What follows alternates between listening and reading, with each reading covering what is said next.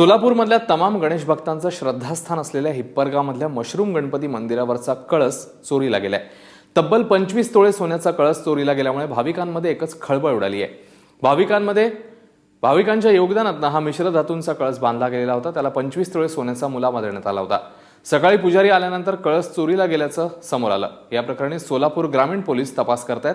काल रात्रभर सोलापुरात दमदार पाऊस होता, त्यामुळे वीज पुरवठा खंडित झाला होता आणि त्याचाच फायदा घेत चोरट्यांनी हा कळस पळवलाय। या घटनेची माहिती मिळताच तालुका पोलिसांच्या पथकासह गुन्हे शाखेचं पथकही मंदिरात दाखल झालं। श्वान पथकाच्या सहाय्याने चोरट्यांचा शोध घेतला जातोय। सोलापूर तालुका पोलीस स्टेशनच्या हद्दीमध्ये एक मशरूम गणपती आहे, प्रसिद्ध देवस्थान आहे। त्या गणपतीचे रात्री सर्वसाधारण 3-3:30च्या दरम्यान वॉचमनच्या म्हणण्यानुसार की थोडा आवाज आल्यामुळं आणि पाऊस जास्त होता, पूर्णपणे दिवस लाईट नव्हती, ते वरचा जो ह्याचा आहे कळस, जे सोन्याचा मुलामा लावलेला आहे, त्याचा कळस तो चोरीला गेलेला आहे।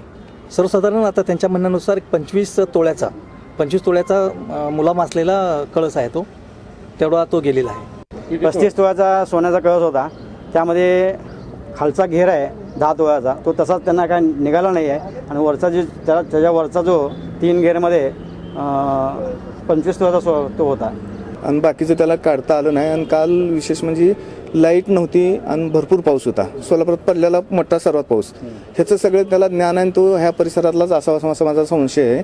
का तर त्याचं ह्या घटनेवर ही करून त्यांनी ती वेळ साधून बरोबर चोरी केली। आणि मंदिरामध्ये CCTV वगैरे आहेत, परंतु त्यानं त्या मंदिरात प्रवेश बाहेरला रस्त्यावरून पत्रा शेडवरून येऊन ही वर्ण करून गेलेला आहे।